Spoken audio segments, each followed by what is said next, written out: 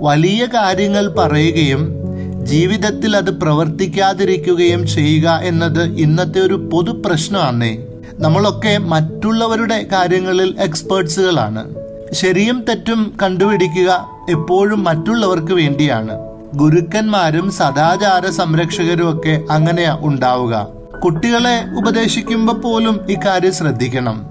എൻ്റെ മാനസാന്തരം, എൻ്റെ മാറ്റം, അത് മാത്രമാണ് മറ്റുള്ളവർ കേൾക്കുന്ന ഒരേ ഒരു ഉപദേശം. ക്രിസ്തീയ ജീവിതത്തിൽ ഏറ്റവും പ്രാധാന്യമർഹിക്കുന്ന ഒരു കാര്യം സാക്ഷ്യമാണ്. ഷോ അല്ല, സാക്ഷ്യം. നീ ജീവിതം കൊണ്ട് സാക്ഷിയാവണം. മറ്റുള്ളവരിൽ കാണണം എന്ന് നീ ആഗ്രഹിക്കുന്ന ഒരു നന്മ ഏതാന്ന് ഒന്ന് ആലോചിച്ചു നോക്കിക്കേ. ഇനി അത് നിന്നിലുണ്ടോ എന്ന് ചിന്തിക്കുകയും വേണം. ഇല്ലെങ്കിൽ ഈ വചനഭാഗം എനിക്കും നിങ്ങൾക്കും ഒക്കെ വേണ്ടിയുള്ളതാണ്.